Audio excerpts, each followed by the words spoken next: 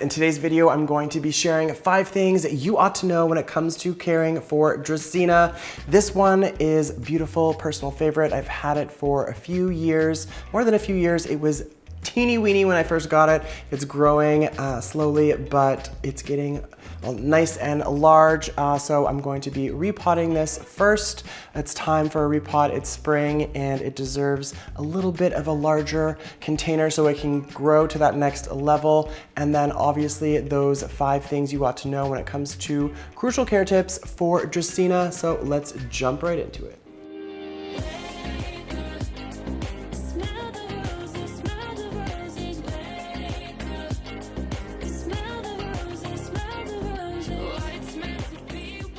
So today I'm going to be using mostly peat moss, about a 4:1 ratio, with the 1 being a little bit of horticultural charcoal that I've placed on the top. So this peat moss mix does have some perlite in it, which will help for drainage, as well as this horticultural charcoal, which will be really good to just help keep things flowing and chunky in there, so the water just isn't stagnating or getting stuck in there. So just these three ingredients should be great to repot my Dracaena, and this is the first thing you ought to know is what exactly you should be putting in the soil. Thanks for checking out this video. I'm Tyler. If you like what you're seeing or you find this video to be useful, don't forget to give it a thumbs up. Better yet, you can hit that subscribe button. Now, to really show me some love, click on the bell for alerts and notifications for future content. Oh yeah, don't forget to check out my merch page, tylermossop.com.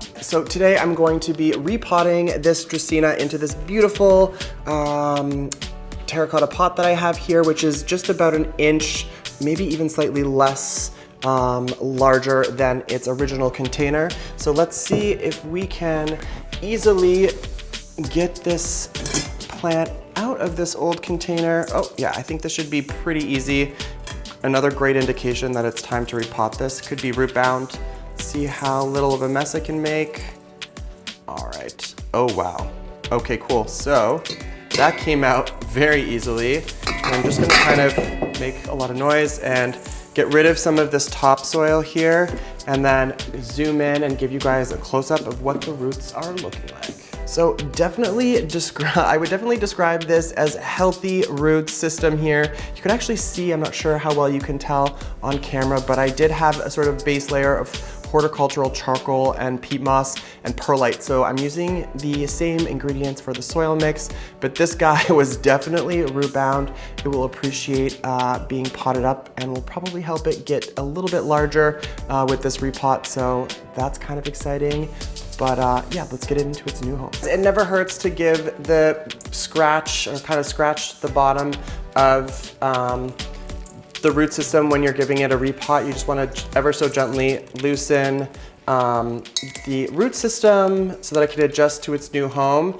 I did go ahead and throw in some of the new soil mix in here, and now I'm just ever so gently going to place it in this container. And that is a perfect fit. And let's get rid of this.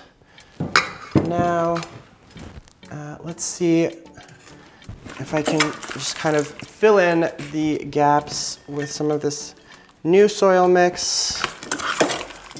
And I might have mixed up a little bit too much, but we'll see. If I had a slightly larger container, actually, I probably would go a little bit bigger. This one is almost just too perfect of a fit. Even though it is ever so slightly larger. But yeah, let's see here. Should be okay, actually. Yeah, I think I made up just the right amount. Just make sure that we've kind of filled in all of the gaps. Like so. All right, guys, this is looking very nice. Maybe a little bit of vacuuming to do, but I'll be right back when this is a nice, tidy, clean space and we can jump into those other 4 things that you ought to know. It's no surprise that Dracaena are super popular houseplants across the globe, and that's for good reason. They are generally pretty easy to care for, and they're just really beautiful. There are a ton of different types of Dracaena, so don't be surprised if people are referring to Dracaena and it looks different than what plant I have in front of you. But let's jump into the 4 remaining things that you ought to know, including watering, light, fertilization, temperature and humidity. That's 5, but whatever, we're calling it 4. So when it comes to light for your Dracaena, you're going to want to provide really good, bright, indirect light.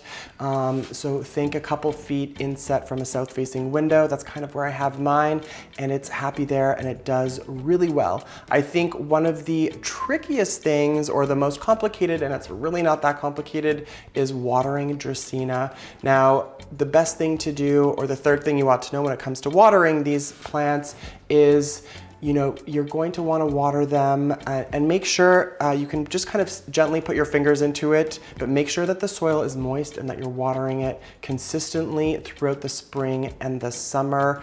That may be, obviously it's a function of how much light it's getting. You can use the finger test, but I would say probably every once or twice a week, you're gonna want to ensure that the soil mix is not drying out. So that may vary for you depending on where you live and how much sun it's getting, etc., so on and so forth. So just be careful to ensure that it's not drying out. However, it becomes a lot easier to maintain throughout the fall and winter months. That's when you can really pull back on watering these plants. And I would say every 3 weeks, once a month will do just fine. So even more carefree during the winter, which is fantastic.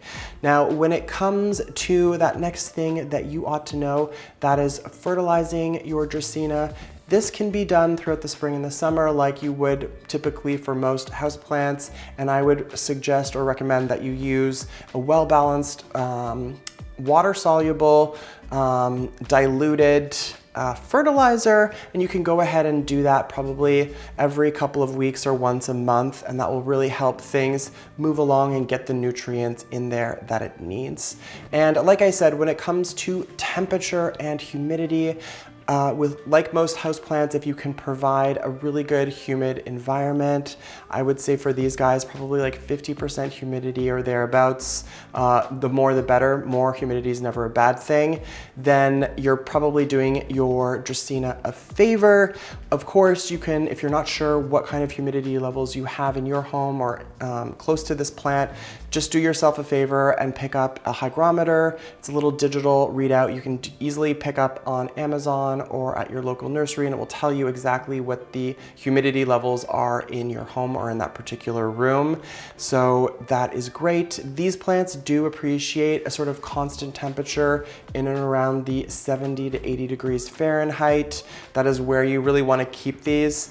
But I just love these plants and how simple they are. I have a ton of different examples of Dracaena. Probably should have included that in this video, but I did need to repot this guy, and I just love the way this looks. It's, doing me a huge favor. It's a lot of just really architectural interest with the palm kind of vibe to it. And like I said, these guys will do really good if you get that kind of watering thing down, a little bit more water and fertilizer throughout the course of the spring and summer, and then just pull back. I think these may even have like a dormancy kind of period where you don't want to water them too much, but I probably don't know, as much as I should about their dormancy period, so I don't want to talk too much about that. But I think what's key is just getting that soil composition right and those crucial care tips. I hope this helped. I hope you guys enjoyed this video.